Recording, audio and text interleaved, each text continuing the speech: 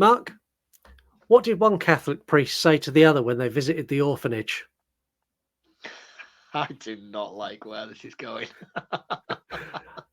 Let us pray. That's not as dark as I thought you were going to go, to be honest. No, we're going to get in trouble on this episode. Yeah, definitely. Yeah. Oh well.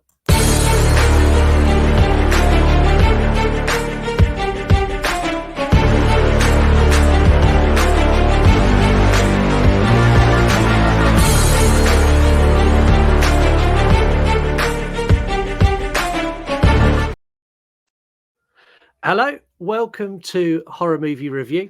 Well, I'm going to put my teeth back in. That's great for new listeners. I'm not even editing that out. Hello and welcome to the You Run podcast, the Horror Movie Review wing of the Asylum. Your doctors today are me, Scott. And me, Mark. If you've never listened before, we're an interactive horror movie review show run and controlled by the listeners. And if that sounds like your particular brand of insanity, then check in for treatment. At You Run Podcast on any social media, we're on all of them. If you are a crazy stalker and have crazy behavior, you need to follow my lovely co-host Mark, Reviews from the Crypt or VHS from the Crypt on Instagram. He also has some reviews and some really great VHS collector content as well. So yeah, he's open to stalkers and proper followers as well. No, just the proper followers will do, thank you. If you have a lot to say about a movie or anything we've said, which I think this episode will probably generate some interest, yourunpodcast@gmail.com. Drop us an email and we'll read it on the air. If you want to hear your voice echo through the asylum, then record us a voicemail. You can do that by recording an audio DM on any social media that will allow it. If there's a microphone button there, push and hold it, speak, and that'll get played on the air. We don't have any this week, so we're going to dive straight in.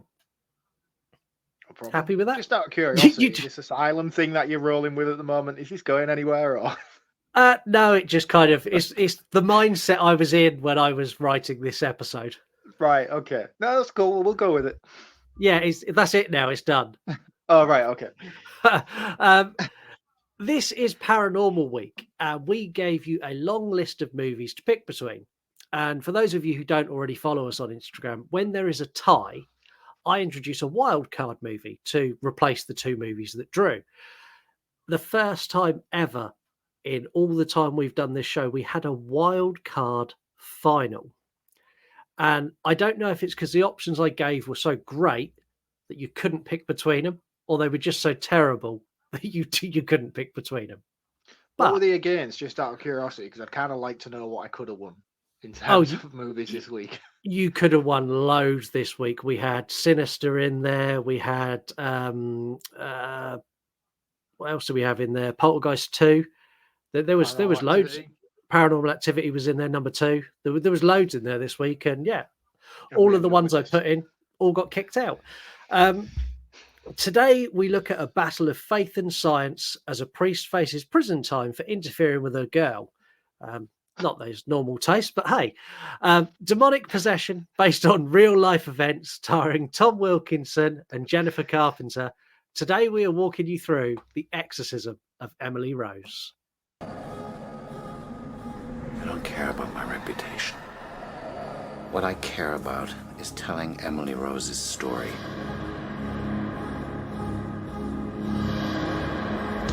Holy Church venerates thee as her guardian and protector. To thee the Lord has entrusted the souls of the redeemed to be led into heaven. Pray therefore the God of peace to crush Satan beneath our feet, that we may no longer retain man's captivity. Do you understand how long they can put you away for this? I want people to hear what only I can tell. And what is that? What really happened to Emily and why.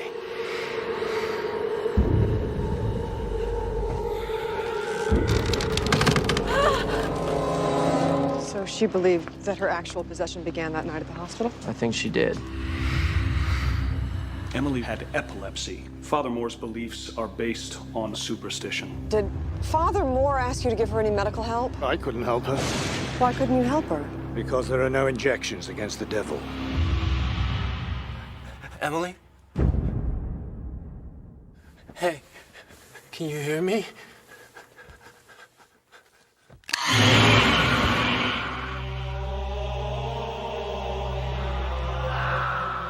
Demons exist whether you believe in them or not.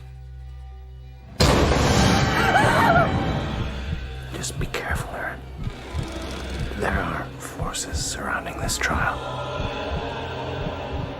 Emily, can you hear me?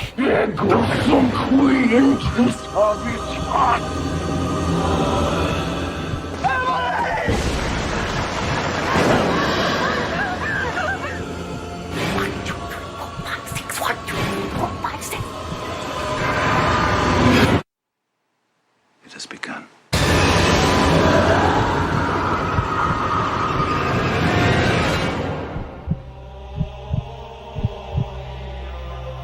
For the glory of God.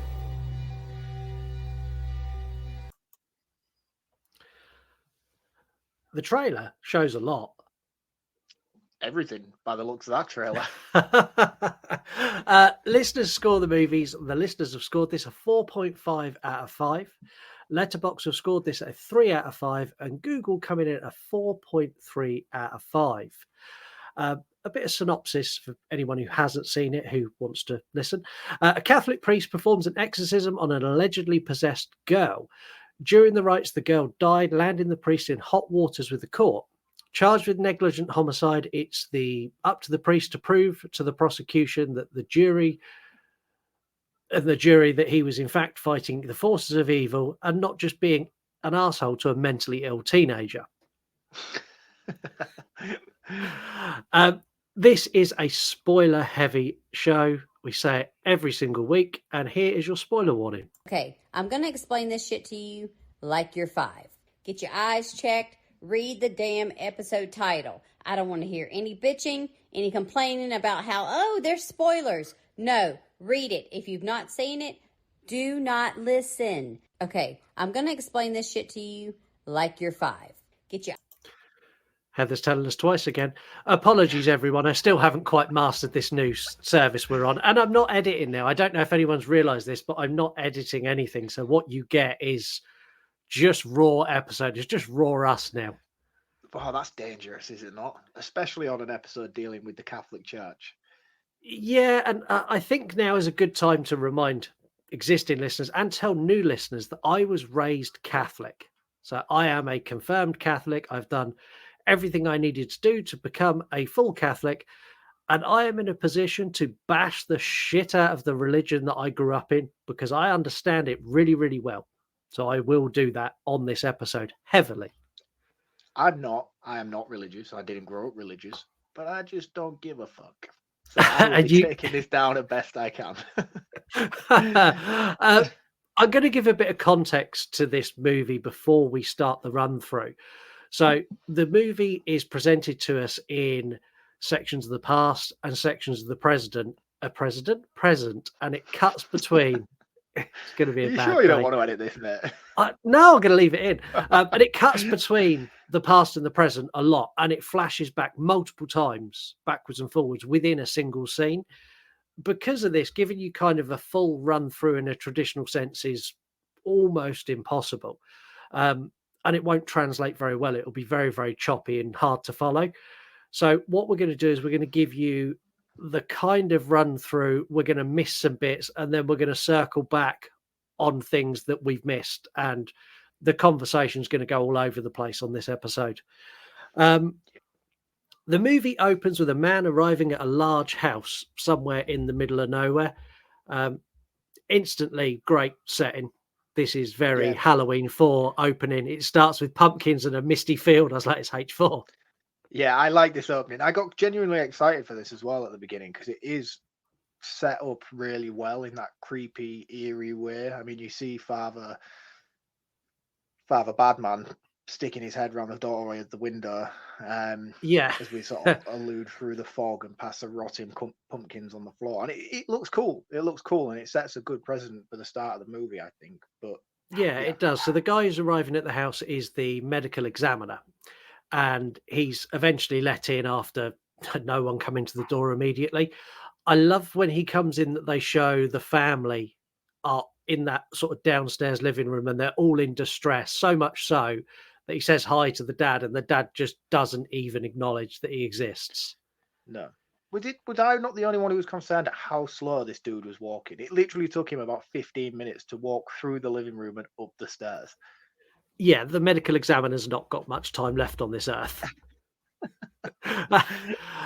When he gets upstairs, we have a meeting with the priest. So the priest comes out of the bedroom, who's Father Moore, as the medical examiner is going in, and they have this meeting in the hallway. I love this pretext of setting up that this is a religious versus scientific battle, and they do it in a split second. I think it's great. Yeah, just with a look between the two of them. Yeah, the medical examiner looks at him like, "Oh, so you're the religious nut," and he looks at the medical examiner like, "Oh, you're the doctor, are you?" It's great. Yeah. After a little while, the medical examiner comes down and he says, "Look, I can't confirm this is natural causes that's killed this girl," and instantly the policeman goes, "Father, you're going to have to come with us," and arrests him. Rightly so, though. Rightly so. In this moment, I was like, exactly. That is how it should be done in this situation. Like, And I'm unique not to this. I'm not a skeptical type of person, but like when it comes to stuff like this and somebody dies at the hand of voodoo, in essence, somebody's got to be culpable for it. Yeah, 100%. And in this, it's the only movie I've seen that does this. I've seen so many exorcism movies where it all goes horribly wrong, and the police turn up and go, "Oh, did that not go well? Never mind, Father. Back to church for you." And it's just this thing of like religion being above the law in some sort of way, and it's like, where do you draw the line? Because he's a religious zealot, like that's okay. He's all right to have this young girl die at his hands because he speaks the word of God. I mean, come on, man. Like, if this was some normal, any other sort of religious practice that delves into exorcisms, which I know a lot of religious practices out there do, they all have their every own religion variation. every religion on earth has a form of exorcism. But say if you were a certain type of religion that dealt with this kind of stuff away from the Catholic Church, if the police come in and found somebody dead in your house at the hands of some sort of exorcism, you would immediately be taken away by the police and questioned. But 9 times out of 10 in these movies, when it's done by the Catholic Church, it's like, it's a proper exorcism, so it's okay. Yeah, well, the Catholic Church are one of the biggest businesses on the planet, so they've got a bit of sway with courts and governments and other things. Father Moore is arrested and he's charged with negligent homicide, and we now go into meeting the legal teams. And again, I really like how this is done. So first we see the prosecution team, and they're deciding who they're going to get to who's actually going to be the prosecutor in the court. And they choose Ethan Thomas because he's a religious man. He's not Catholic, but he goes to church all the time and he understands it inside and out. And then for defense, they choose Erin Brunner, who is an agnostic and also a badass. She is so she reminds me of Jodie Foster in Silence of the Lambs. She does, but she is very bad at her job. She is a terrible, terrible defense lawyer. She's just won a massive case and got a convicted or a drug felon off of a murder charge who's now sitting on a beach in California. I would disagree with your assessment. No, because the thing is as well with that, like this, we're going to jump around because I'm going to have to now to back this point up. They spend so much time focusing on introducing that she got this murderer. He was a murderer. She got him off through defense. And then in about an hour's time into the movie, we find on the news bulletin that he'd gone on a murdering spree and killed like 2 women and a child. I was like, this is what I mean. You're a bad person. But not only that, she's terrible at her job. There is so many stuff throughout this court case that she overlooks or doesn't dive into. I think there's one, I'm sure we'll get into it, so I'm going to save it and I'll spring it on you when I need to. But there's stuff she does throughout this court case. And I'm like, you should have known that, or you should have checked that before you walked into this courtroom. And you should have also been on time. The on-time one bugged me, really bugged me, but we'll get there. The bar that she's in is called the Sidebar. I laughed at that. I thought that was funny. Yeah, that's pretty cool. Really cool. She visits Father Moore in his prison cell, and he's like, "Look, I want to testify. I want to testify and I want to tell Emily's story. And she's already been told in the bar by her boss, under no circumstances put Father Moore on the stand. And she lies to Father Moore and goes, yeah, okay, that's fine. You can tell your story. First time. I missed the first time he said to her not to put him on the stand. He told her right at the very beginning, I'm giving you this case, do not put him on the stand because the church do not want to see him on the stand talking shit about the church. Yeah, right, okay, that's it. I missed that first time around then, because his whole selling point of accepting her as his defense lawyer was that he gets to speak up and tell his story. Yeah, but she had already been told no, and she just went, yeah, I'll be fine. Yeah, we'll do that for you. And he's not willing to take a plea bargain. So he's been offered a plea bargain where he will get the sentence reduced, and it'll be basically he'll get a slap on the wrist and be let go. It'll be not homicide. It'll be something else, a lesser charge, and he's not willing to take that. Can you remember what his reasoning for? Why did he turn that down? I can't remember now. He said something really... Because if he'd done that, he wouldn't get the chance to tell Emily's story. Right, okay. Which, just take the lesser charge and then write a book and tell Emily's story that way. Yeah, but he'd have still done 6 months, wouldn't he? I think that's what they're offering him, 6 months in prison. Yeah, but 6 months. Would that have stripped him of his? Would he be renounced from the church then for that? Oh, 100%. What if you've done a bit of accidentally kill? Yeah, I think you're not coming out with prison tattoos and then going to your congregation the following week. So you're gonna say, oh yeah, if you've killed a girl, then you get renounced from your church. But I don't think they would. I don't think had he not even gone to court for this, they wouldn't have even batted an eyelid at it. It's only because it drew so much media attention and focus, which is why you're probably in hot water with the Catholic Church.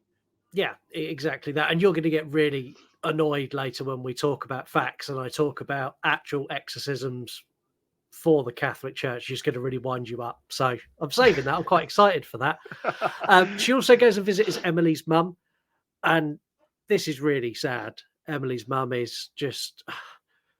I don't want to call her a religious nut, but she's a religious nut. Yeah. She's like, yes, we had complete faith in Father Moore, and it irritated me. I like the lawyer-to-lawyer meeting. So you get Ethan Thomas goes to see Aaron Bruner in the bar, and he's like, look, I'm going to offer you a better deal because the DA doesn't think this is a good idea for it to go. To try a man of God is not something they want to do. It's not a good look for the US government. And she's like, well, he's innocent and there's not going to be any plea bargain. He's like, have you seen the autopsy photos? And she just pauses because she hasn't. And that instantly I went, why have you not seen the autopsy photos?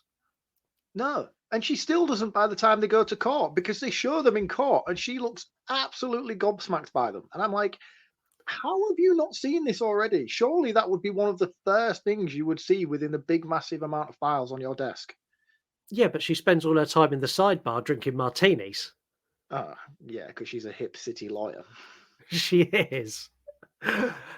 When we get the meeting with the mum, we also get a flashback to Emily at college and just her generally being happy. And it's when she gets her acceptance letter and she's bouncing around the room. And I've got to say, the actress who plays her is incredible in this movie. I think her acting and her performance as standard Emily and possessed Emily is outstanding. Yeah, she's great. Jennifer Carpenter, she's called. You'd probably know her most famously from being Dexter's sister. Debbie Morgan, yeah. Debbie. She's great. I like her a lot. I loved her in Dexter. I really liked her in this. I don't know whether this was like pre-Dexter or not. Yeah, it was. Yeah, so this was like one of her first roles, I think. And she looks really young in here, but she does a fantastic job. Really, really good. Especially some of the more physically demanding stuff that she does later on in the movie was fantastic from her. Yeah, really good. Trial begins and the prosecution parade out a selection of medical experts explaining that Emily was epileptic. And not only was she epileptic, but she was suffering with a type of psychosis. And with those two combined, it would mimic the traits of being possessed. Now, they jump between the past and the trial is genius. So the way they do this, I think, is so clever. So they put someone on the stand who will start talking through the events of what led Emily to come to them after she had her first outburst. And as they start talking, it will fade into the scene and you actually see Emily do it, and I think that is fabulous. Then it fades back to the witness stand as that witness finishes their testimony, and then they swap it out with another witness and rinse and repeat. I think it's a great way of doing the past and the present. Yeah, it's a great storytelling narrative, but I mean, it's not that unique to courtroom dramas. A lot of courtroom dramas and stuff like that do follow this sort of suit, but it does transition well to screen, especially when you're dealing with the aftermath of an event rather than showcasing the full event and then going into the court. It sets the pacing quite nicely to bounce between the two, I think. Yeah. They kick off the possession really well. So one of my biggest problems with The Exorcist Believer was the lack of build to the actual possession. And this movie does this right. So to start off with, she's tormented. She's woken up at 3 a.m. by the smell of burning in the hall. She goes out, and then you see doors slamming. And it's really cool that she's tormented. She's fine. She's a normal girl, and this demon's decided to torment her. And that's the first bit where it's basically punishing her. And What's then the relevance with 3 o'clock in the morning? Because I know you'll probably know this. Yeah, so 3 a.m. in the morning is the demonic witching hour. It's meant to be mocking the Holy Trinity because it's 3, and also it's the exact opposite time of the time that Christ died. He died at 3 p.m. Right. Okay. So it's meant to be the polar opposite of that. Yeah, I mean, it bears massive significance throughout this film, so I knew there must have been some sort of meaning behind it. Yeah. The demon attempted rape was a bit much. The special effects were good. I thought the visual effects on the bed depressing as the demon comes into her room and she's basically pinned to the bed by an invisible force. I thought all of this looked really good. See, the interesting thing about this, I even texted you and messaged you while I was watching it. I was like, oh, right, okay, this is cool, because my perspective of this was that she'd been sexually assaulted. She'd gone away to college and she'd been raped. And this was just her. Do you know how trauma victims tend to block out events and things like and manifest it in a certain way? So I was like, oh, this is quite cool, actually. This is what it's going to be. It's going to turn out she's had sexual assault and then she's suffering severe mental trauma from the horrific event she's ensued at college. And then it's going to bleed into the church getting involved, and instead of it being an actual mental illness that she's suffering from, they're going to try and cure it with religion, and that's why it's being done for negligence and so forth and so forth. That would have been an excellent route to take this down. Obviously, it's a very traumatic route to take it down when you're dealing with sexual assault, but I feel like that would have been a very cool way to play this story out. Yeah, it would have done, and it's a very cool way to play this anyway, because at no point, at any point in this movie, do they tell you conclusively whether it was a mental illness or whether it was demonic possession, and they leave it completely open to your interpretation to decide what you think. Do you think, though? Yeah, I think they do. I mean, you could quite easily look at this movie and say that she's mentally ill, which is where I sit with it. Yeah, but you could do that, but then they show so much influence on everybody else involved in the story, with the defense attorney waking up at 3 o'clock and smelling smoke in her apartment. You've got the medical doctor who was there, who starts hearing voices and then gets hit by the car. All of these things culminate together to sort of back the idea that it is, and you can't put all of those things down to freak coincidence.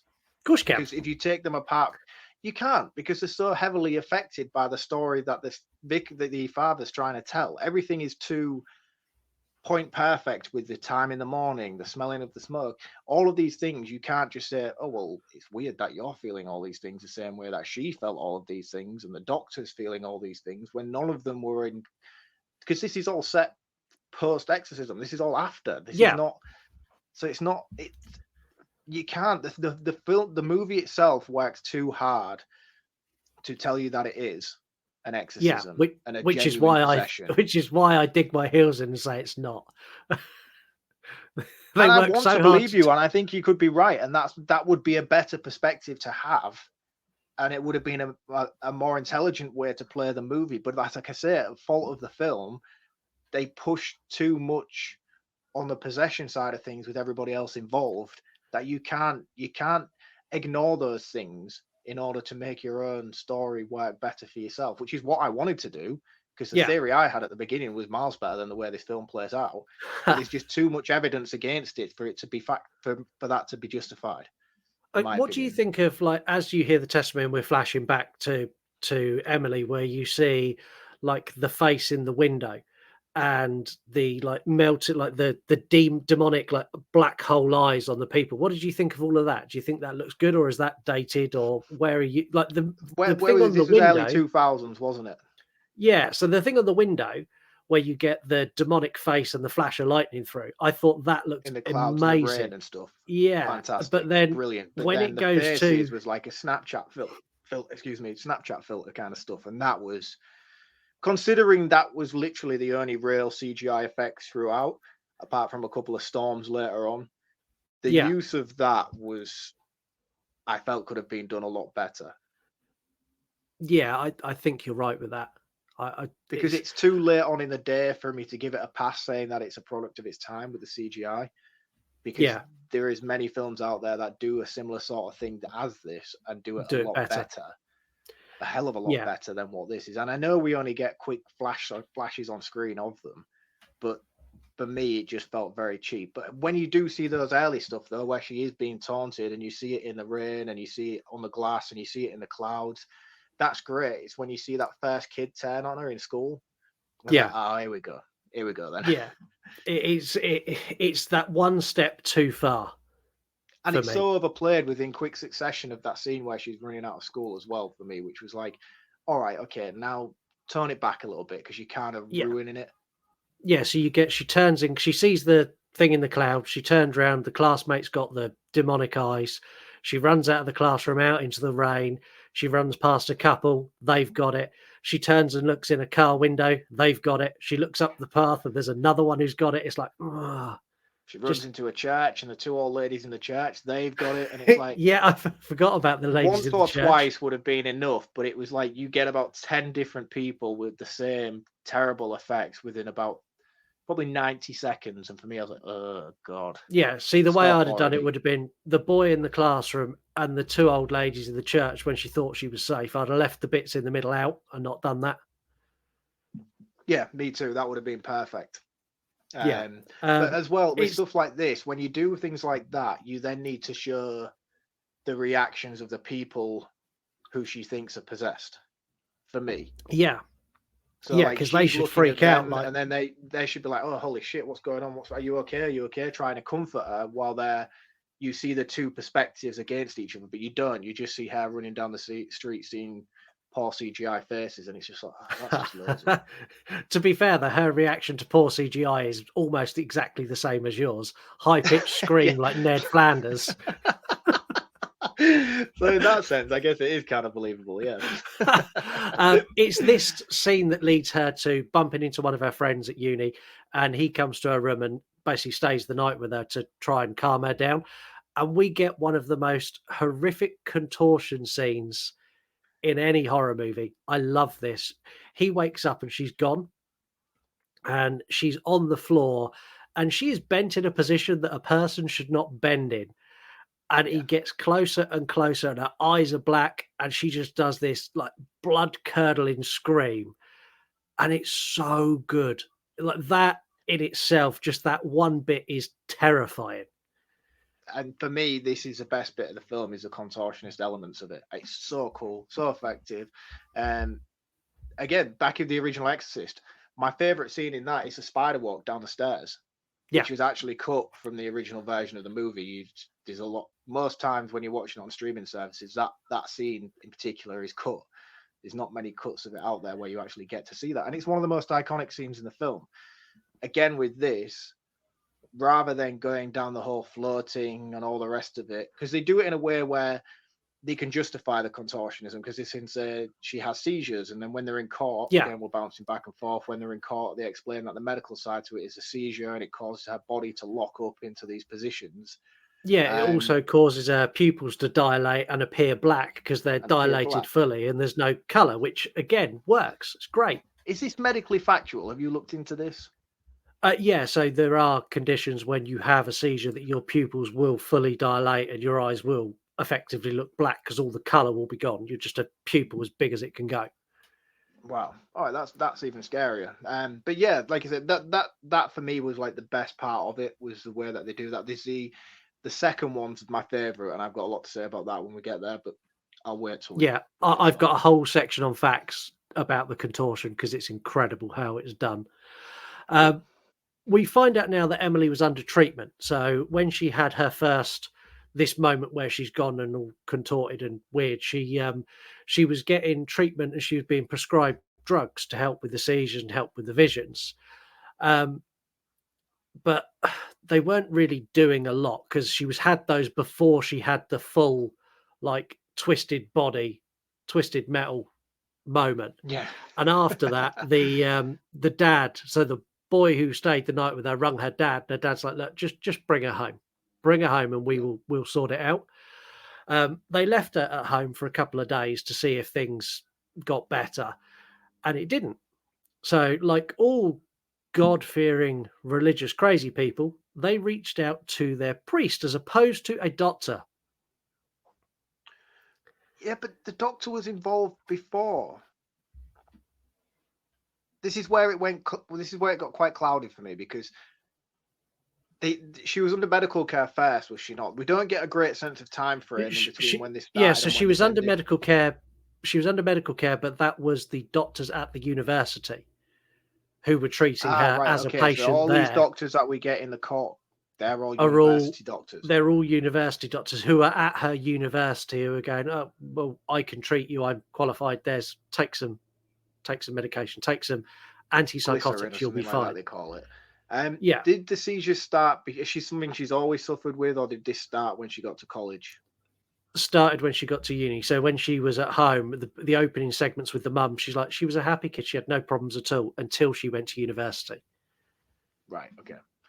Again, I missed quite a lot because this is a snooze fest. It's not a snooze fest.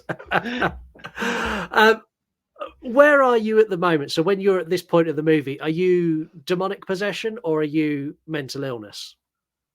I'm still well against the church. I always am in these possession movies. I'm always trying to find some way of looking at it from a different perspective, which is why I was so excited about this movie in particular, because that's the whole end game of it, in a sense, is to try and make you look at it from a different angle, and what is the outsider's perspective on something that is as ludicrous as exorcisms. So I was still with my whole sexual assault theory up until this point. Yeah.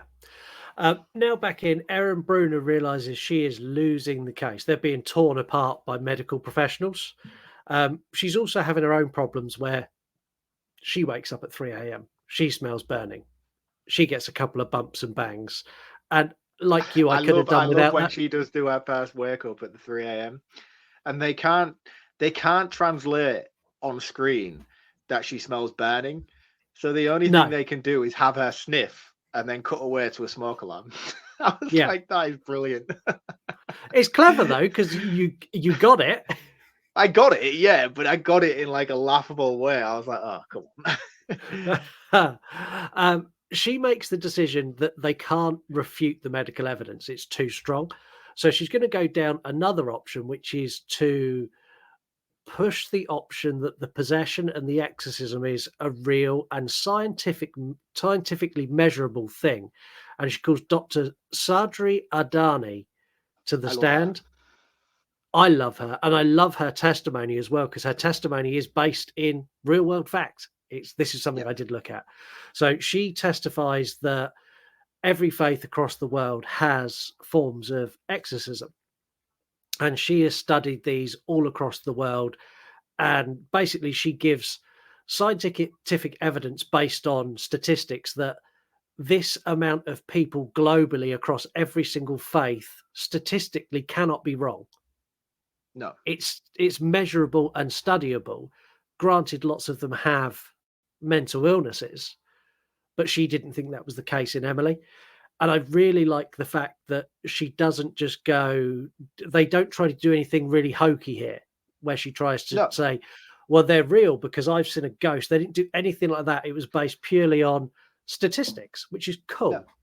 Yeah, which is excellent. And for me, she should be the leader of a church, because I would go to church if they based their religious theories around scientific evidence, because I'm a man of science. And the way this woman spoke about these exorcisms and possessions and all the voodoo stuff she was talking about, she had scientific knowledge that backed up her theories to a certain degree. Obviously, you have to take a certain leap of logic in areas, but there was enough scientific knowledge behind what she was saying. I was so engrossed in everything she said while she was on the stand. I was like, you are fucking cool, man. I was like, everything you are saying is brilliant. And she's really bitey and really feisty as well. So when the prosecution gets up to cross-examine her, he basically calls her a witch. He basically calls her a witch doctor in not so many words. And she mocking her. He's like, so you've been all over the country, you've seen all these voodoos and ghost witches, and I can't remember what she said. I can't remember her exact words, what she said to him. She like, just shot him down immediately. Yeah, she starts with, well, ignoring the level of hostility and amount of digs you had at me, I'm now going to answer you with a scientific fact. Fuck you. Yeah. It's kind of how it ended. And his face just dropped, and I was like, yeah, fuck you too, man. I'm going to burn my fact about exorcisms now. So exorcism is on the rise across the globe. In 2018, the Vatican extended its exorcism program to take on 250 more priests from 50 countries, purely to be trained in exorcism only. Exorcism Isn't that specialists. Crazy that mental health is the highest it's ever been, and so is exorcisms. Ooh. Yeah. Exact numbers are sketchy. How many exorcisms do you think are allegedly performed globally in a year? Allegedly performed or allegedly real? Allegedly performed. We're not going with real. I believe in mental illness. I don't believe in demonic entities possessing me.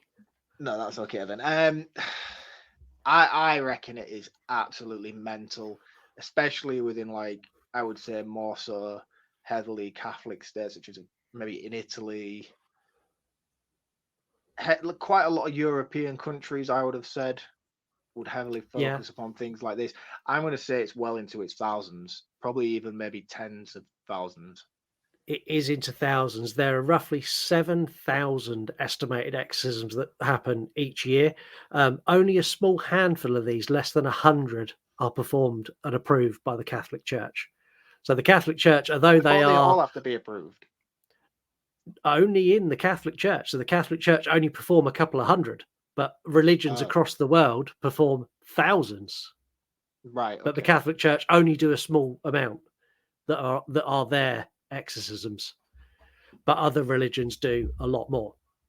When you get into places like Mexico and Colombia, there's a lot of exorcism that happens in Colombia and especially Mexico as well. Yeah, they're crazy, man. They are real crazy. Well, at least I say they're really crazy. I don't know these people. I'm not sure how crazy they actually are, but the way they are translated on TV and film, they are mental. Well, a lot of Mexicans fight really hard to get into the United States, so I would say they are certifiable. Yeah. Erin has not put Father Moore on the stand, and she's not in any rush to. Because they haven't. Just to be clear as well, I wasn't saying that Mexicans are mental. I don't want to get cancelled for calling out Mexicans being mental. I was just saying, like, the religious cult aspect of, like, countries such as Mexico and Cuba and things like that is mental. You clearly said Mexicans, and then I doubled down for you and said they want to get into the United States. So I'm with you. It took me a while to click on to why you were going on about getting into the United States. I was like, no, I don't mean Mexicans in general. Yeah, and I'm going to say hello because we actually have 2% listenership in Mexico. So hello. Arriba. Oh dear God! Arriba? I don't think that was. Who was Speedy Gonzalez? Jesus.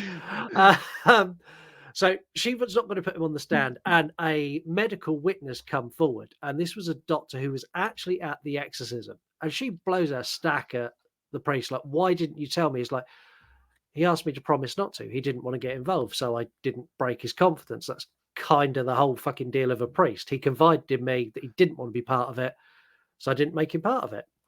And he's come such forward. an honourable man. Yeah, he is. So the doctor's come forward himself to help out his friend, the priest. He also meets with Erin and he hands her a recorder. And this is the recording of the actual exorcism. And they have a bit of back and forth. And he's like, look, there was nothing I could do for this girl. Like, medical treatment wasn't going to help. And then when he gives her the recording, he's like, also, this is your burden now. I don't need it. I'm going home. Yeah. Which makes you instantly go, how bad is that tape? And also, what is he also experiencing? Because we find out later on that he is experiencing things. And he's trying to just rid himself of all content of it. Yeah. Now, Father Moore does take the stand. And the reason he takes the stand is because the next day, as they're about to start for trial, the doctor does not arrive. He's not there.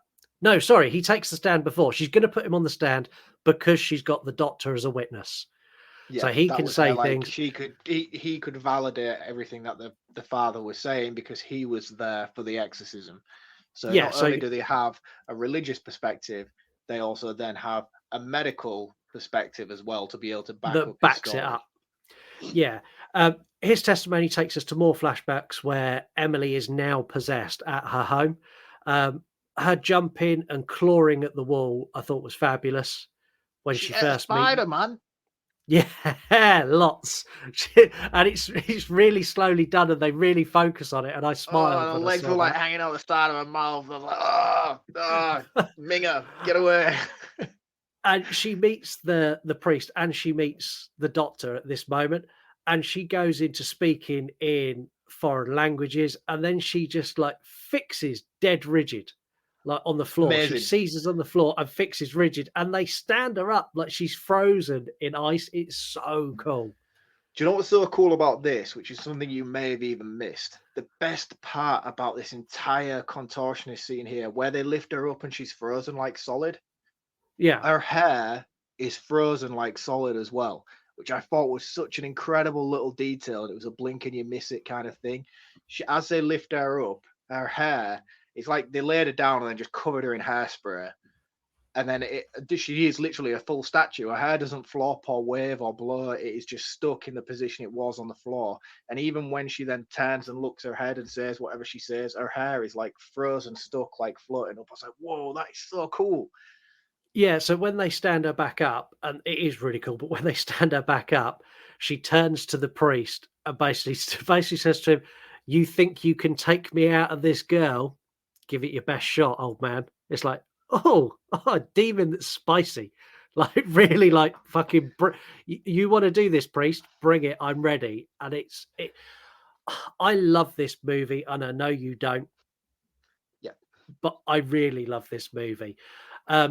Father Moore explains that he had permission from the archdiocese and from the family, and most importantly, Emily, to perform the rite of exorcism. And he clearly states on the stand that without all of those people saying yes, this doesn't go ahead. Which then leads you my mind the level of damage that this process causes. And as a parent myself, I could never consent to something like this, regardless of how dedicated I was to the church. It's just insane to me that these people allow this to happen, and this happens in real life. Like, people go through this. This is based on a real case, which is 20, if not 50 times more horrific than it's depicted in this movie, which we'll get to at the end. Regardless whether you get to it in facts or I get to it in my roundup, we will talk about the real case of this movie later on. And it's just insane to me on so many levels that people will validate this process and allow it to happen, especially to their loved ones and their children. It's just insane to me. It really is. Yeah, it is to me as well. I mean, mental health issues can be treated with various medications and therapy and lots of other things. And a priest 100% can help with the therapy process alongside drugs. If you are a religious person, a religious influence into your life that you believe in that thing, that's a good thing if you're in some sort of recovery, when it's doubled up with medical care, not when he's there sticking a cross on your head and trying to cast out demons. I don't think that helps. No, No, and I'm not really, and as much as I'm going against the church on this, I'm also not a big advocate for medical care either. I don't believe in drugs being the answer to anything. You know, like if you have mental problems and mental issues, the best thing to do is to talk about them and get them out and seek therapy. Therapy is the best possible outcome for most of these situations. Numbing your body with drugs does not help the problem. It only hides it. So, like, Yeah. for me, this is just a whole big mess of people influencing things in such a wrong way, whether that be via numbing it through drugs or witching our processes that they go through. It's just, honestly, the whole thing just annoyed me all the way through. There was nobody I liked in this movie. Erin hands him the tape recorder and gets him to play it. And as he pushes play, we get the Exorcism. We also get the best scene in a barn in all of horror, but I'll get to that in a minute. It starts in the bedroom with Emily, and she's being tied to the bed. She's being doused with holy water. When he douses her with holy water, all of a sudden the demon is there, and she's bolt upright and full attention to like, oh, okay, it's now then. We're going to do this. They begin the rite, and the demon gets angry and gets free and smashes Emily's dad in the head, then breaks free completely and jumps out the window like fucking Blade. Are you forgetting the whole reason how she managed to escape? By bringing in 3 cats to distract the father. I mean, this was like something out of Scary Movie 2, man. These 3 cats come bursting in the door and just automatically pounce on Father McDonald or whatever his name is. There was 6 stupid. cats. There was 6 cats. Oh, let me guess. That has some sort of religious significance, does it? It does, funnily enough. No, it doesn't. Fuck off. It does. 666 and the 6 demons of hell, which we find out later is what she's actually possessed with. In fact, in a minute we'll find that out. So she jumps out the window like Blade, and she runs off to the barn, and they all run down and chase her and corner her into the barn. Now, all the way through, the Father Moore's been demanding that she tells him the name of the demon, or the demon tells him his name. And this is something that in the exorcism rite or in any religion, to expel a demon, you need to know what demon you're removing. And in the Catholic faith, Christ still has power over demons because they were once angels. So by the priest using the power of Christ, he can compel the demon to share its name and then expel it. That's how it's meant to work. The demon gets more and more angry every time he asks for its name and starts counting to 6 and then loses its shit and goes, names. It's like, German, yeah, this was weird. 1, 2, 3, 4, 5, 6 names, not name. And the priest's like, oh shit. And it's a bit where it pans to Father Moore when he realizes there's 6 demons, and his oh fuck reaction on his face is brilliant. I'm a bit out of my depth now. I missed all that. I didn't not miss it because I watched the film, but I thought she said she was Satan herself or himself.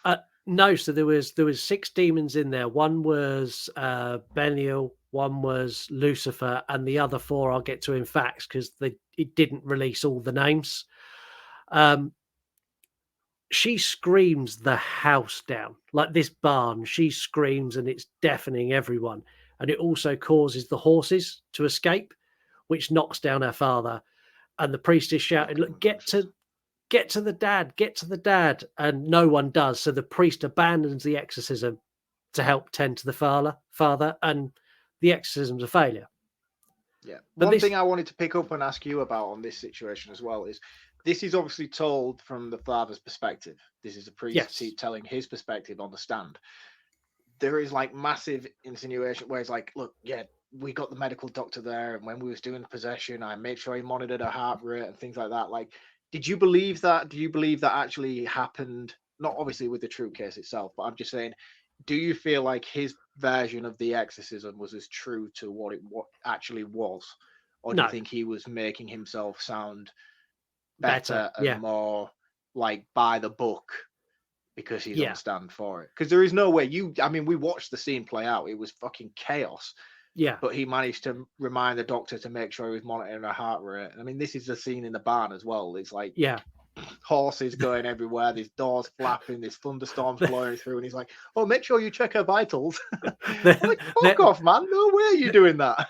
There's no way that doctor went anywhere near her when she's speaking in two different voices at the same time and claiming to be possessed by 6 languages.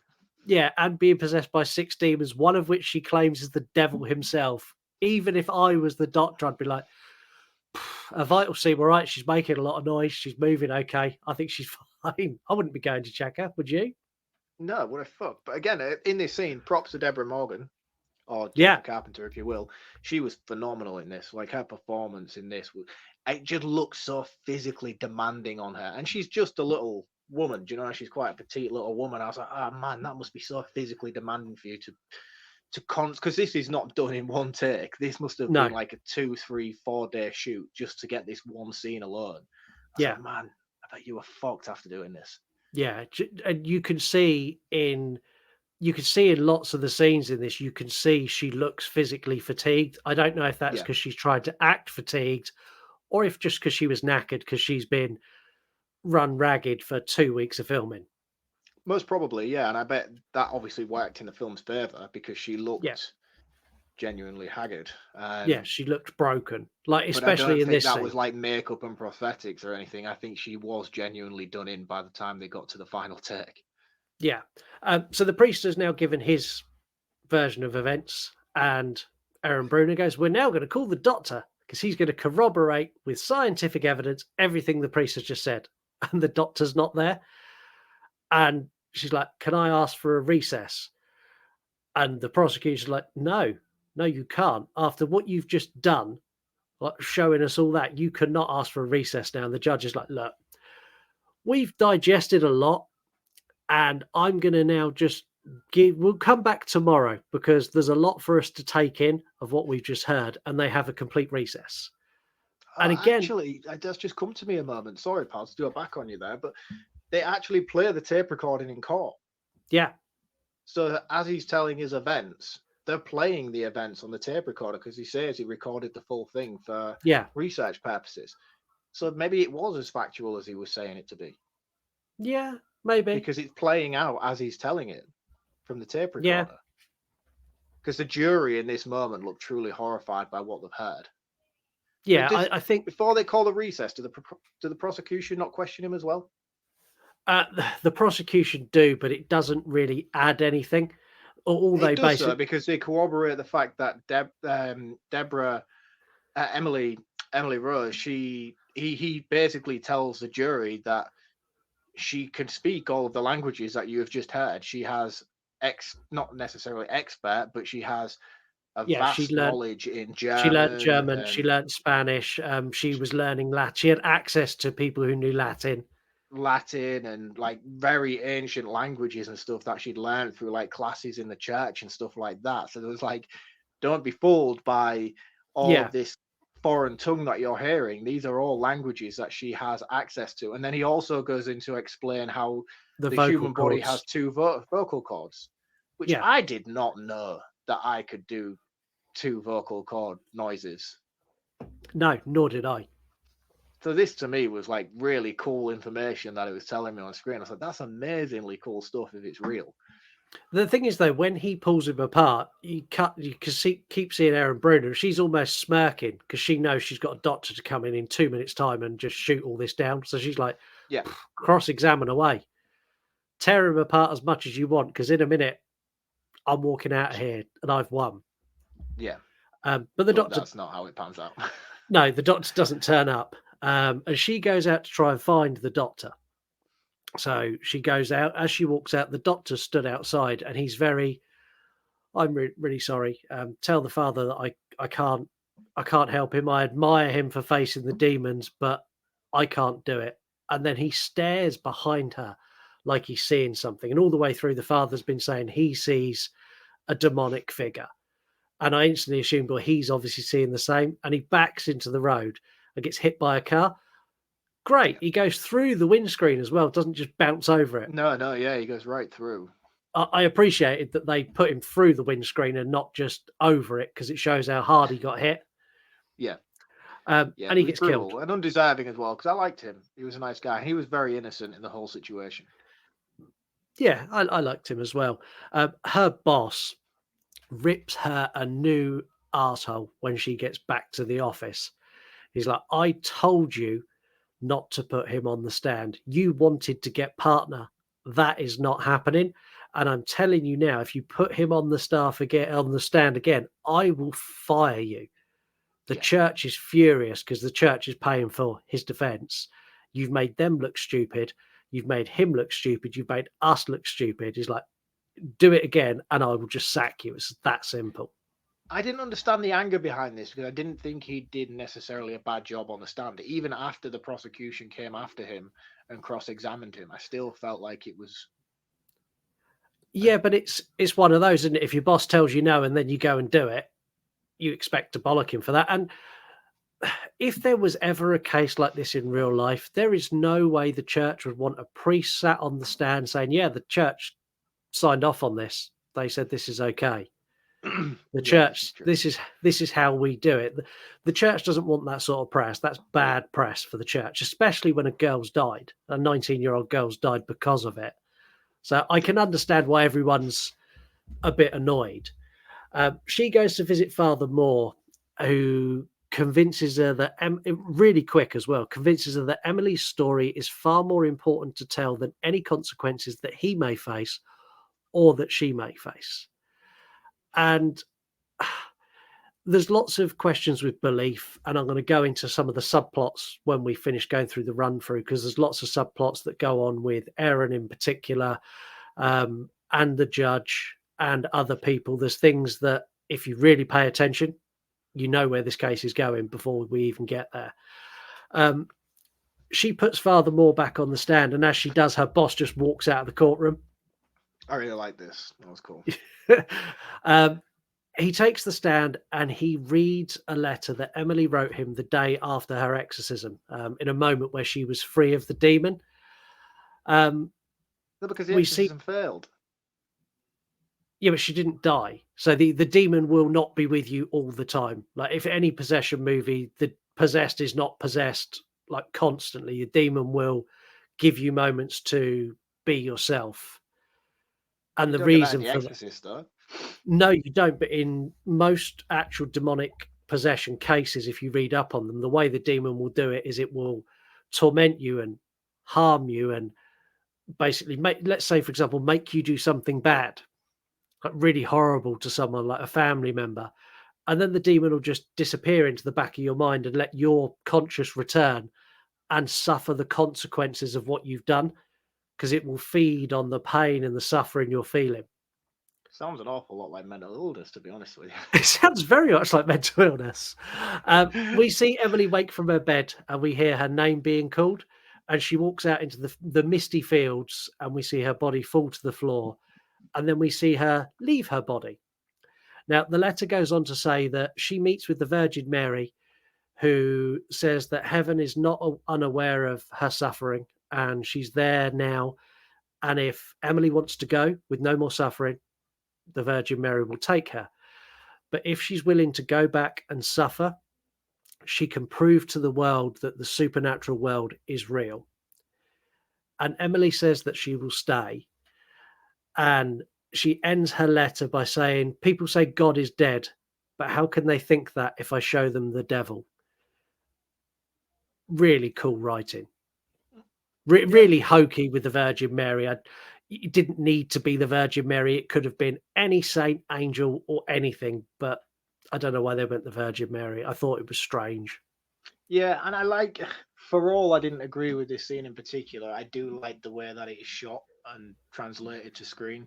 It looks really cool. For those of you who have seen the poster of this movie where it's all fog like Silent Hill with the tree and stuff, that is what this particular scene is from. And it looked great. It looked really good. Yeah. Regardless of how daft it was. We also find out now Emily is marked with the signs of the stigmata from this encounter. The prosecution debunking this is fucking fabulous in his closing argument. So she's marked with stigmata. If anyone knows what that is wounds that mirror the wounds of Christ. So marks on your hands, marks on your feet, and quite often a mark on your side as well. The prosecution goes, Well, that's quite possible. It could very well have been the stigmata. However, it's probably more likely she grabbed the barbed wire fence with her hands as she climbed into the field. It's like, yeah, that checks out a little bit more. That was cool, and then they show you that scene as well, which was good. Yeah, the defense closing is really strong, and they're basically saying that this is all mental illness that's just the church has ignored, and this priest has effectively deliberately killed this person by not giving them the chance to get the medical care they need. But I thought I thought Erin's sort of closing arguments were good as well, where she's talking about it's reasonable doubt. They need to prove that he neglected her. And she said, and clearly he's shown that he loved her and he was fighting for her. Whether you believe what he believes or whether you believe she was possessed, he was doing what he felt was best to help a child that he cared for. And was the that thing is neglectful? about these closing arguments. Sorry, mate, go on. And was that neglectful? Yeah, no, I think the thing about these two closing arguments, which translates really, really well, I found, was how sort of formulated the prosecution's closing statement was. It felt like it was rehearsed and well written. Yeah. Whereas the defense comes across as really heartfelt. She spent time with the father, and you can tell that she's really emotionally invested in this. And at numerous times, you can see it welling up as she's giving this closing statement. And it was probably the best bit of acting we've seen in this entire film from her in these sort of 30, 40 second monologue that she has here. And it was really powerful, I thought. If you were on the jury, what verdict do you deliver him? Oh man, this dude's going to jail. I'm with you, 100% guilty. No question in my mind. And the jury agree with us. They come back with a verdict of guilty, but they also come back with a recommendation that Father Moore gets time served because he's done about a year, from what I can gather, behind bars already. And without any kind of battle or anything, the judge goes, yeah, okay, you are guilty, but you are a free man. Yeah. Yeah. I mean, time served, obviously. If he only got what? I think what did they give him for it in the end? What was his verdict? 10. He got 10 years. He got 10 years? Yeah. Oh, and holy shit.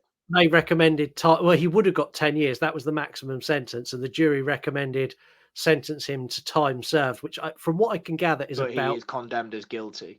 Yeah, but he is condemned as guilty, which means he's not going to be a priest for the church anymore. Erin is offered the partnership because her law firm sees this as a massive win. Like, the church is great. They've saved face. This is a big win. And she's like, no, you poke it. I don't want it. And we see her at Emily's grave with Father Moore. The quote on the grave is the last thing that Emily said to him before she died. Anyone who's interested, it is actually a quote from the Bible. It's chapter 2, verse 12 of Philippians. If you want to go read it yourself, if you have a Bible in your house. It's work on your own salvation with fear and trembling. Really cool quote. I like it. Subplots in this movie, there are a lot. They are everywhere. I'm going to go through some of them, but not all of them. The idea of putting a man of faith to prosecute a priest and a non-believer to defend a priest, I thought is really cool. And that plot alone is really divisive because in most exorcism movies, they would swap that around. Yeah. And I like they done that. There's a locket that Erin finds. So she's having, I think we'll call it a crisis of faith. She doesn't believe, but she's seen some creepy shit in her house and she's woken up smelling burning and she's starting to doubt her beliefs. And she finds a locket in the street that has her initials on it. And when she tells Father Moore, he tells her to wear it. And she doesn't. And all the time she doesn't, the case is falling apart. And it's only when she puts it on that the case starts to go their way. And it's on the last day she puts it on, and that's when they get the verdict. And this is the having faith in something and then being rewarded for your faith. Yeah. Which again, I like that really element of it. cool. That was cool, even though it was kind of a little bit forced. Hokey, yeah. Hokey. Did you notice the bias from the judge throughout the trial? Yes. But again, that was all. I liked. It's so annoying because it just felt deliberate for storytelling purposes. Like, oh, you're against her, so obviously, you know what I mean? Like, it was very forced. The judge was very heavily swayed in the defense's way, so she will shoot down arguments from the prosecution numerous times. If you listen really carefully when they're talking about who they're going to pick as the prosecution, they mention the judge, and they also mention that she is a churchgoer, and when she sat in the dock, she is wearing a cross. So she believes. Oh, I didn't notice that. So she is a believer. So not only are the prosecution trying to convince the jury, they're trying to convince the judge, because she is fully on the priest's side, which, again, really, really cool. But she's so against the defense all the way through the court case. She is. She is and she isn't. She makes subtle, annoying digs at her. Yeah. Maybe that's because she's not a believer and she's defending the father. Yeah. Because even then they do say every time the prosecution tries to shoot down like new evidence and stuff like that, she always allows it. Yeah, always. So maybe it's just a front. The battle of faith is the story within this, especially for Erin. The battle of faith of whether she wants to believe, but the fear of if she believes in a God and angels, to believe that you also need to accept that if God and angels exist, the devil and demons exist as well. And if you do believe that, and you understand that, that is a scary concept, to genuinely believe that the devil and demons are real. That's a really scary concept if you think about it too much. Yeah. Anyway, I won't think about it too much. No, I didn't think you would. Anyway, we're going to take a break. We're going to be back. We're going to do 3-word reviews, some facts, recommended account, and also we've got a very fun, incredibly unpredictable game today that could go absolutely anywhere. And me and Mark are both going to play it. So, excellent. Let's take a break. Brought to you by the You Run Podcast Network. Welcome to the podcast. And then the kids in the 80s win it all. Woo! No, because now I don't want you to finish it because you're like, you were wrong. You're an asshole. You're a fucking idiot.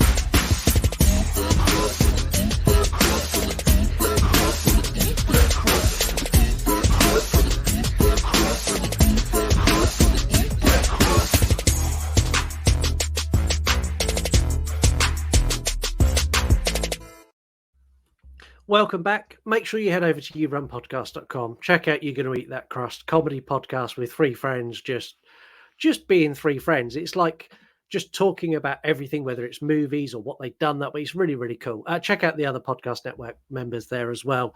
3-word review over on X. Wolfman's got fun. Wolfman's got fun. Wolfman's got nards. I'm mixing his 3-word review with his account name. Blasphemous family fun. And that's Wolfman's Got Nards. Brilliant YouTuber. Terror Cards, Extreme Backbend. And they're a film and collectibles account. Dissect That Film, Scary Jennifer Carpenter. And that's a movie podcast. Over on Instagram, Creature Pod, who's Chunky Larry, who's incredible and very, very entertaining. Best Exorcism movie. Randomly Eric, who is Mark's arch nemesis and also a super cool book account. Dexter's fucking sister. We've got Old Nerdy Bastard. Debbie Does Possession, and he's actually 1/3 of the You're Gonna Eat That Crust podcast. The Nightclub Podcast. Courtroom Horror, and they're a horror pod. Dewey Podmonster. Pazuzu's Court Date. And that's Dewey Podmonster, again part of the podcast, a Rerun Podcast Network. And finally, Salvage Horror. Pro Bono Priest, and they're a horror account. Mark, what's your favourite one today? There was 2. There was the Pazuzu's Court Date. What was the one before that? The Pizza Guys. What was theirs? That was Debbie Does Possession. Debbie Does Possession. I think that one's my favourite. Yeah, Debbie Does Possession. Like Debbie Does Dallas, but slightly different. That's exactly what it was. Yeah, I like that. And obviously, Deborah Morgan. So, yeah, that was cool. I like the little spin on that. That's what I'm going for this week. Okay, cool. Well, congratulations to them. And now it's time for this. 1, 2, 3, 4. It's that time of the week. Time for Mark to recommend an account. Yay! Yay! So this week's recommended account of the week is the Lawrence Herd. I'm actually going to ask you to take this one more than myself, Scott, because I know that this is something you have a lot more knowledge of than I do. It's something you've shared on your stories recently. So I'm going to give this one to you, even though I've introduced it. Okay, so the Lawrence Herd is a non-profit organisation that helps and rescues and rehomes animals. So cats and dogs and things like that would normally end up either homeless or worse, put down. The Lawrence Herd take them in, fix them up, feed them, rehome them. It's a wonderful account. If you like dogs and cats, like just scrolling through their page will just fill you with joy.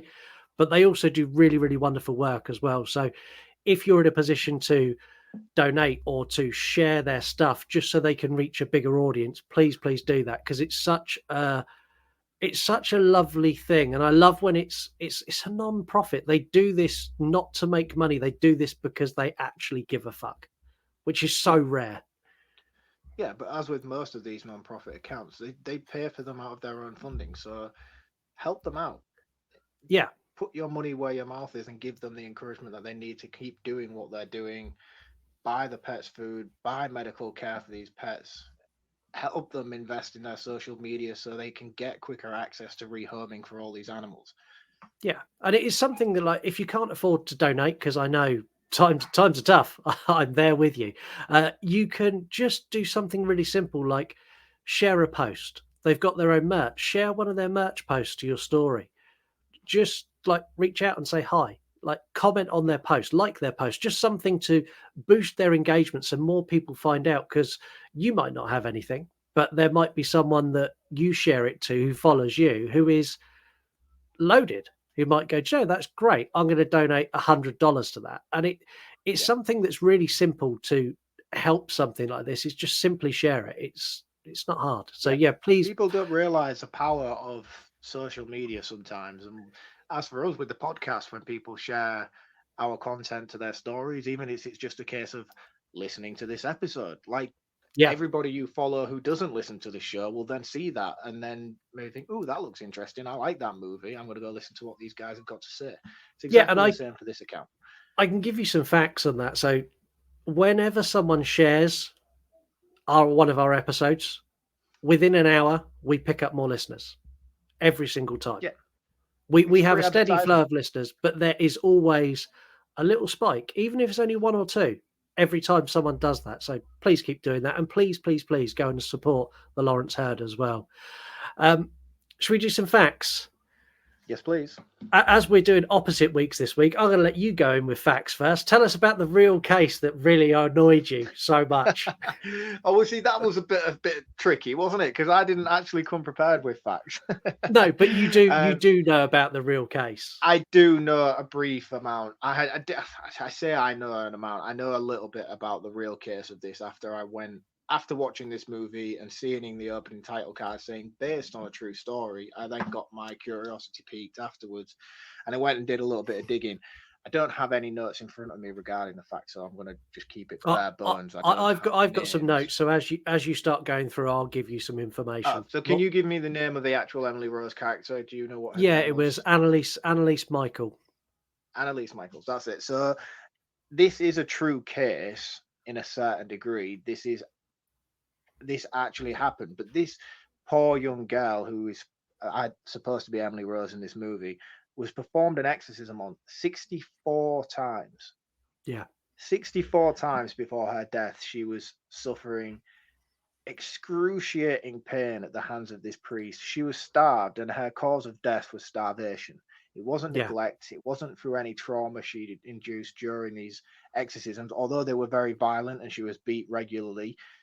And some of the court, one thing that this movie did, where you see the court case photo of the actor Jennifer Carpenter, where she's all beat up and scratched and cut and all her teeth are all smashed in. that is actually a replication photo of the actual crime scene photo from the true case. Yeah. Just so when you watch this movie and you see that photo in the court trial, just know that this is about as real to life as it gets when you're watching it. This poor girl was violently beaten, starved to death, performed an exorcism on 64 times before she ultimately died at the hands of her abusive situation. Now, one thing that incredibly annoyed me about this movie is when you read the facts on the real case of what actually happened, it is clear neglect and violence that was inflicted upon her at the hands of the church. Yeah, and this movie depicts them in such a positive light, and they miss out so much in this movie. The actual true case of this story is so horrific that it's a horror movie within itself. And the way that they chose to depict this to the audience and glorify this priest is just mind-blowing to me. It is absolutely disgusting that this movie gets the sort of reputation and credibility that it does based on the true events that actually occurred. Now, if you like this movie, I implore you to go and do a bit of research into the true case that actually happened. And I can guarantee you right now it will change your mind on how lightly you look upon this film. Yeah, it's the problem with this movie and any movie based on true event. I'd probably argue the Conjuring franchise is probably the biggest culprit for this. Is they stamp true events on it based on true events, but based on true events means something in this movie happened, and we can fabricate the rest. And this is how bullshit it is, mate. You could put based on true events at Nightmare on Elm Street. That's how close in comparison these two movies are with the facts.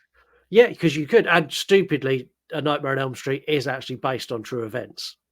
I know, but it's that loosely based on true events, the same way that this movie is. And it's a downfall of this movie. You should have just not bothered with it. The fact that they tried to compare the two cases and justify it is criminal. If they had stuck to hinders the movie massively. If they had stuck to the actual case, this movie would be equally as horrifying. And they still could have shown everything they showed in this movie, just depicted the priest as the religious, nasty, I'm not going to give in to this demon, I'm going to starve. That they could have made this so much scarier by sticking to the facts instead of they tried to make this to appease people. They tried to make the priest out to be the good guy, and in the real case he's definitely not the good guy, not even close to being the good guy. No, he's an absolute fucking monster. And the problem is that this is a studio production in Hollywood, and it just goes to show you the power and influence that religion has on society today, that even Hollywood is too scared to go up against religion and show how this actually happened and unfolded. Yeah, so there was two clergymen involved in the actual case. There was a young priest and an old priest. No, I'm kidding. There was two priests involved in the actual case. Sorry. One was English, one was Irish, and one was Scottish. Yeah. They were sentenced to 6 months is what they actually got sentenced to. They got sentenced for 6 months. That was suspended, and they done 3 years on probation, and both went back to practicing with the church, which is insane. Unthinkable. To prepare for her role, Jennifer Carpenter spent hours in a room full of mirrors as she tried to work out what different position she could put her body in and what facial expression she could do that was the scariest, which props to her because she nailed it. So Scott Derrickson wanted to use visual effects for the contortion scenes. And then when he met Jennifer Carpenter, he's like, oh, we're going to do some contortion scenes. And she just went, oh, I can do some of that. So all of those really like twisted body, arms and legs everywhere, no visual effects at all. That is all her. She can bend herself in those positions. And it shows on screen as well, because as I said to you earlier, there's some of the best scenes in the movie. Yeah. Did you notice the purple glow? No. Should I have? There is a purple glow on screen every time something paranormal is about to happen. So sometimes you see it in a window, or you'll see it like through a door, but there's like this really like almost like goofy bright purple glow. So like the most obvious one is when Emily runs out into the mist at the end. As she opens her door, when she closes the glass door again, there's a purple glow through the back of it, and it fades away as she goes away from the house. Don't know why. Okay, cool. No, I didn't notice that. No, I don't know why they've done it. Does that happen when the defense attorney does, when she's dealing with her stuff in the morning? Does it occur then as well? Yeah, it occurs then. So literally every time something paranormal happens, there is a purple glow on Visual something. cue. Yeah. The doctor who got hit by the car, in the original script, he was meant to have a heart attack, which is what Scott Derrickson wanted him to do. He wanted him to have a heart attack in the courtroom. So he was going to testify and then collapse in the courtroom and die. The studio overrode that decision and said they needed something more dramatic and impactful because people would not find a heart attack believable. Which is that just goes against the point mind-boggling. of the script, though, doesn't it? That's what I was saying to you earlier. Like, that studio interference then just backed up my theory that you can't justify this as not being exorcism. Yeah. So had you gone into the courtroom and he'd had a natural heart attack, you could have been like, you could have shown it on screen in a way that it was done by the demons and he'd been gone into shock from what he'd visualized in court. Yeah. But then at the same time, you could have been like, no, he's just an old dude and had heart problems, had him smoking throughout the film or something like that, and then have a heart attack. Yeah, exactly that. But they didn't do that. The exorcism scene where Father Moore is in the barn and he's drawing the demons out, we get 2 of the 6 demons. So you've got Lucifer, Beniel, and the other 4 only say the names of the people they possessed. So the other 4 demons is like, one of them goes, I was the one who possessed Judas. I was the one who possessed Michael. I was the one who possessed so-and-so, but they don't reveal the names. Lucifer, as everyone knows in Christian faith and Catholic faith, is the devil.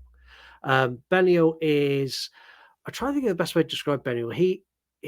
They're a demon that preys on vanity and pride.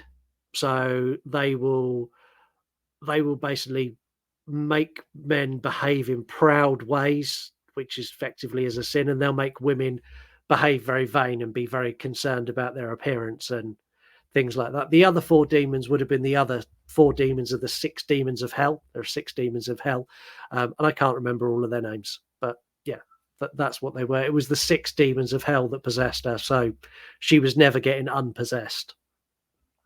Right. Okay, that's interesting. Is one of them actually the influence of vanity? Is that like a thing? Yeah. Yeah. So the demons of hell link to the deadly sins. They get you to commit the deadly sins, and Lucifer covers fucking everything. So like, if you really read into like the mythology of demons and how demons will influence you, it's not in the ways you would think. It's not demonic possession. It's little things like, you're short to pay the rent and they'll tempt you to gamble to get some more money, or they'll tempt you to drink when you're down. That's like the true understanding of a demon. It's more religion is a way of understanding your inner demons that we all battle with. Yeah, don't get me wrong. I think it's all fantastic stuff. It really is, and it's really, really enjoyable read. I've read the Bible. I'm well versed in the Bible. I'm not an expert in it, but I like mythology. I like Greek mythology most of all. I love reading about Greek mythology and gods and all the rest of it. And I like the Bible for that aspect as well. But it doesn't mean I believe any of it. I'm a big Lord of the Rings fan. Give it another 10,000 years and the world's been extinct. Someone's going to roll across a decrepit book of the Lord of the Rings, going to take it as gospel. It's that kind of level of intelligence for me. Like, I like it based on the stories and the mythology and the world building that comes from it. Yeah, but it is a story.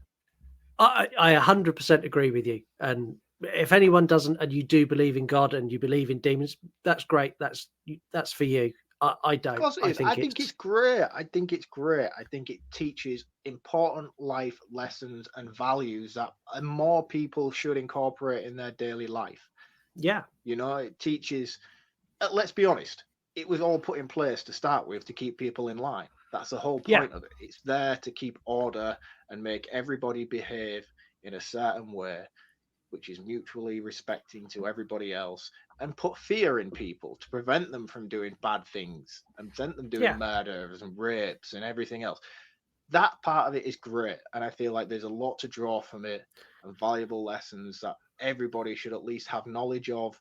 And take in into a certain level. It's just when people take it that little bit too far that annoys me. That causes world wars and mass destruction for other people. Yeah, and the stupid thing is, like, I still to this day, I don't mention it very often now, but still to this day, I get religious accounts that message me. Still. Yeah, I mean, the thing is as well, this is it. Like, I know this is going to sound like I'm proper against religion. I'm sending my daughter to a religious school because I think it's an important lesson for her to learn. I think it teaches incredibly important values within children. My daughter's going to a religious school for that reason. So she can learn those values and she can make up her own mind. And if she chooses to expand upon it and become a religious person as she gets older, that is her free will to do so. I will never tell her that that is wrong or right.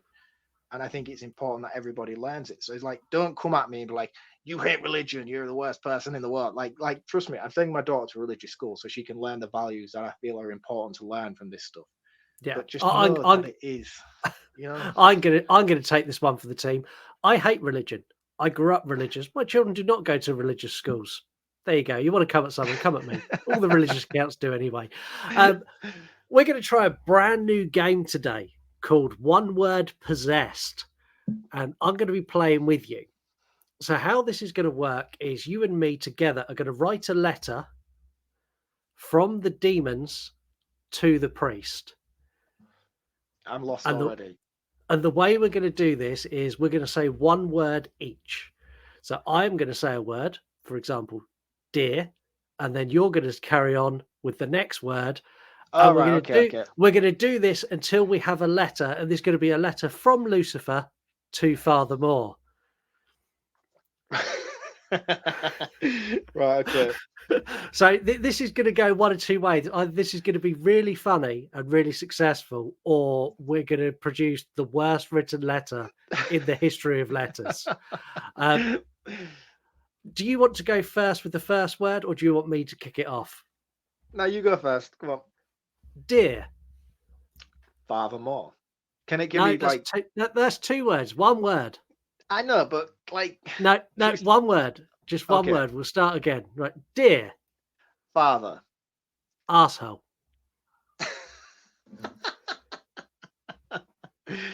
I am coming to you when the church lets gays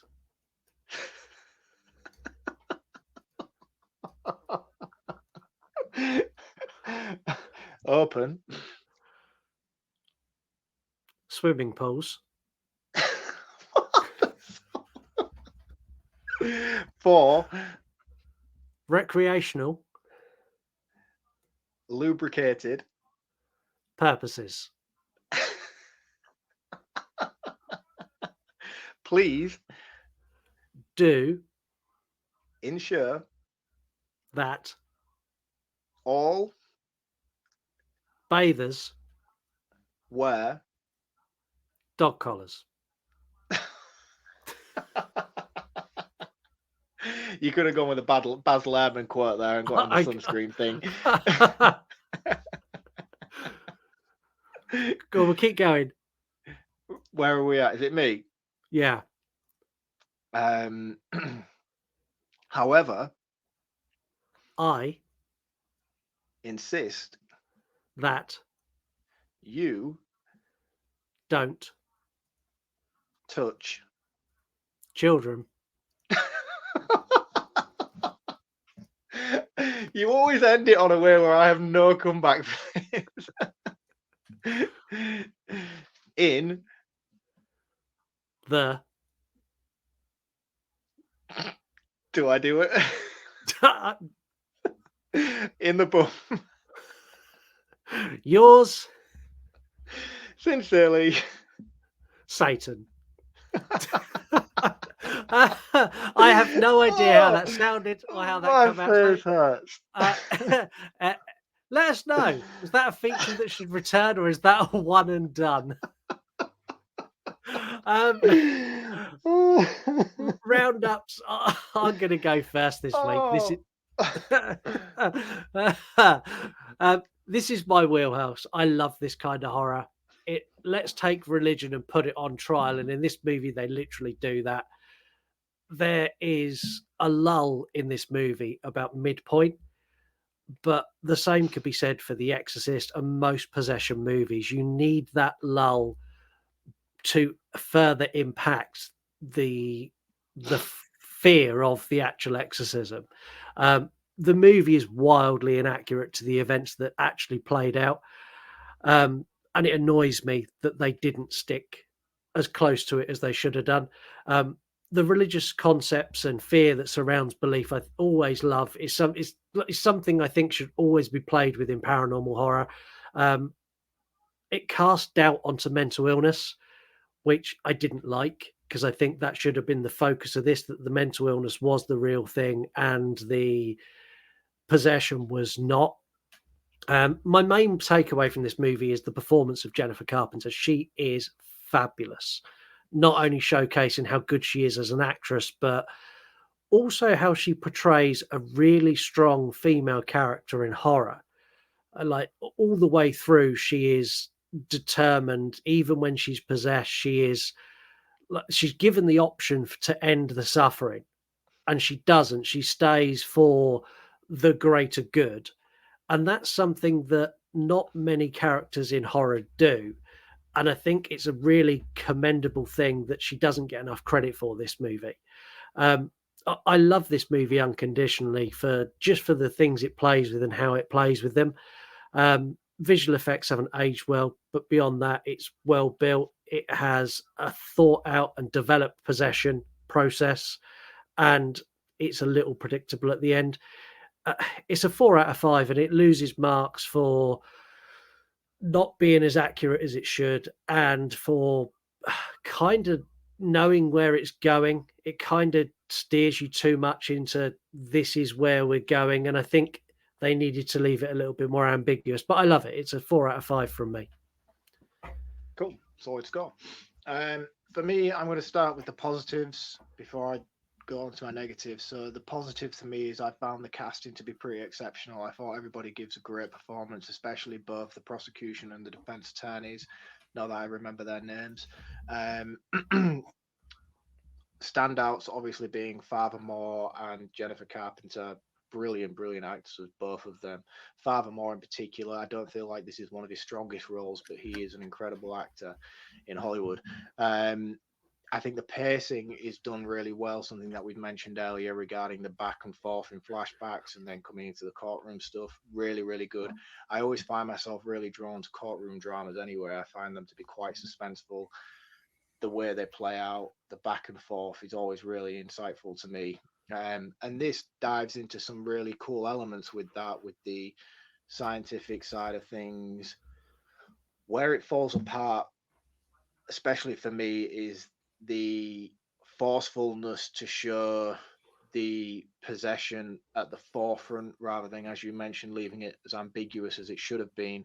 It just felt too heavy-handed in a certain direction, and that compromises the overall setup of the way that the story is playing out. You're supposed to go through this being unsure, but I feel like this is maybe due to the hands of studio interference to have more action scenes and more scary moments throughout, that it, in doing so, it compromises a lot of the ambiguity throughout from both sides. Again, that also leads me to the fact that it shows too much influence on the other people involved in the case, which is the defense attorney and the doctor who was initially supposed to be called up. Their influence and involvement in the case, seeing the possession elements and seeing the sort of supernatural interference, takes away that unknowing, because it's too drip fed to you to say, well, if they're feeling it, then obviously it can't be mental illness. But it also at the same time implies that it is mental illness to the audience throughout. The showing of the Catholic Church in such a positive light and as being a carer and a provider for Emily throughout this is just shockingly incorrect when you learn the true story that this is supposedly based on. However, it shows no comparable qualities regarding its plot at all. And if anything, knowing what I know now about the true case has just made me so angry towards this film that they chose to do this and then still have the based on a true story element put at the beginning of the movie. Like, if they were so faithful to the true case, this would have been called The Exorcism of what's I can't remember her name again, it's already gone. But the fact that they are so incorrect with their facts and stories regarding the true case is probably why they had to change the character's name in this. I can't see the family signing off. I can't see the family signing off on this movie. No, and I just can't see past knowing that what this story is supposed to be based on and how it is translated to screen is just absolutely shocking and unforgivable, in my opinion. That is not really why I disliked the movie as much as I did. I just feel like there's a lot of elements throughout this with the forcefulness of your perspective on the story. And it just, as well as I keep saying that the pacing is throughout in certain places, it just hits that point where it gets a real massive lull within the courtroom stuff. You get these real insightful moments where that certain doctor came in. She was brilliant and really caught my engagement. Cool. And then you just get massive lulls in between for long periods of time. And I'm like, oh, God, this just needs to pick up again. And I don't really know where to go with this because there's a lot of stuff in this movie that I really liked, but I'm just so hindered by knowing what I know now after watching it that I can't justify anybody gives this movie the time of day. I think it's insulting, disrespectful, and just downright awful, really, the way that they've tried to showcase these true events in the light that they have in this movie. It's a 1.5 out of 5, and I'm giving it that score based on the performances of the cast, especially the priest, I can't remember the actor's name, and Jennifer Carpenter. And there is still some interesting elements in here. It should have just not had anything to do with the true story, in my opinion. Yeah. Okay, that's fine. We don't have to. I just find it really, really hard, and I feel like I know I'm being overly critical of it for those reasons, but I can't. After watching this and then going onto Google and reading the accounts of what actually happened in this story, it just maddens me, man. It really does infuriate me to see the way that they played the Catholic Church in such a positive light after knowing what because they had to allow this exorcism to this poor little girl in the first place. Yeah, they did it, but they still come across as the heroes within this movie. It shocks me, man. It shocks me to my core, and I just think it's an awful movie. And I think anybody who does enjoy this movie on that level, I implore you to go and read the true case that's involved with this story. Yeah, I know the true case. I enjoy this movie as a movie. I have to remove the based on true events out of my head when I watch it because it's not. I think the studio should have done the same. Yeah, I think they should have done as well. If anyone is interested, I don't know whether you are or not, the actual recording of the exorcism, is available. You will find that really easy. So if you want to listen to, it's not a nice listen. But if you do want to listen, all you need to do is search for audio recording of the exorcism of Annalise Michael, and you'll find it really, really quick. So it is available. But the thing is as well, like that is... we know ourselves that's not an exorcism. That is just a poor young girl being tortured. Why is that public access? Because it was in a public court trial and now it become public information. No different to clips of Amber Heard saying, "I stepped on a bee." It's as soon as something goes into the public domain, it's available to everyone. Oh man, I know, but no, that is genuine torture being inflicted on that poor girl. Nobody should need to listen to that. That would keep me awake for months on end. I would never want to hear that stuff. Yeah, which is why you're not the co-host on True Crime, because some of that shit keeps me awake fucking lots. Yeah, I can imagine it does, man. This is the thing everyone always says to me all the time. So, why do you like horror so much? It's so gnarly. It's awful. The stuff's shocking. You're so desensitized to things. But I'm the same person who has an absolute meltdown if I run over a rabbit or a pheasant on the road and don't sleep for a week. You know, I can appreciate that is art in its form and it is all effects and storytelling. But when it comes to stuff like this, where I know that there is a true case behind this story, it just really gets to me more than anything else I would ever watch. You could put me in front of the Human Centipede 10 times over, and I would still be more infuriated by this film than I was that. Why did you say that? That's getting polled. Anyway, next week you won't have to worry about it linked to a true story at all. We're going to be back with a brand new episode and our first guest of the year, YouTube royalty, Barry of Wolfman's Got Nards. Oh, we got Dave on. God.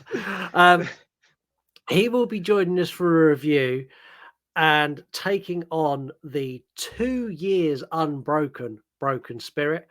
And I've got to say, he's probably one of the few people I could think at the top of my head who've got a chance to bust it.